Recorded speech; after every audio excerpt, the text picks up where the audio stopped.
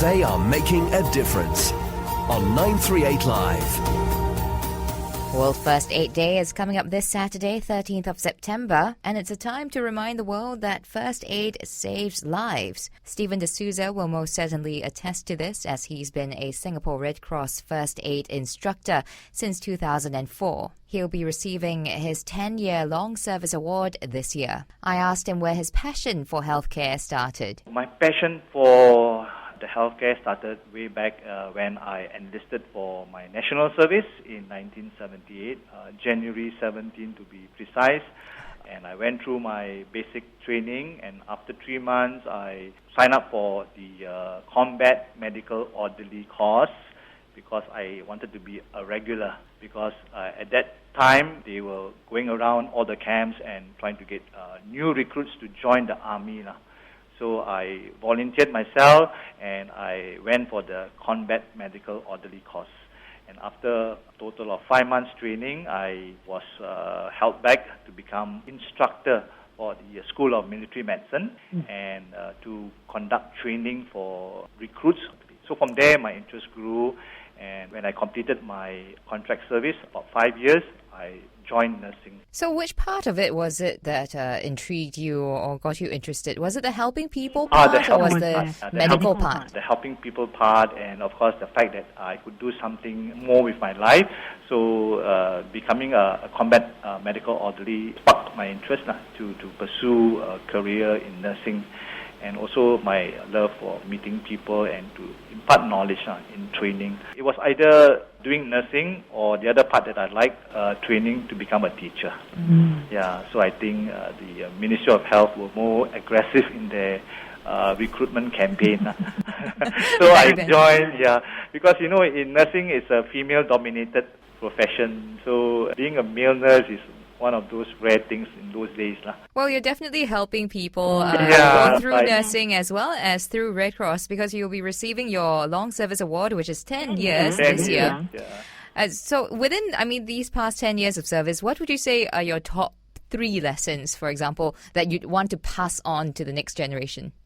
I would like to say that I think learning first aid is a useful skill to have. It's like a form of insurance policy. Just in case your family member or someone that is close to you needs help, at least you will not panic. You can help more confidently because you have gone through a useful course like learning first aid. So that would be the first lesson, being prepared.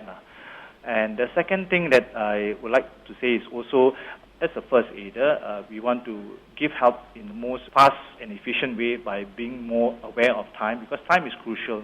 Because each minute you lose or delay help, it means a difference to the person that needs help. So if you really need to help someone, you have to do it quickly in a timely fashion. And the last point is, when you give help or first aid to anyone, it's not just going through the training that you have learned, but is to really help that person in the most effective way, so that your help, your contribution would make a real difference to that person, and that person would be very thankful if of the help that you have given to that person. Now, what is your most fulfilling moment thus far with Red Cross? Apart from helping out in the international scene, like in the tsunami, when I first joined the Red Cross back in 2004. 1 month later, I was called to help as part of the medical team.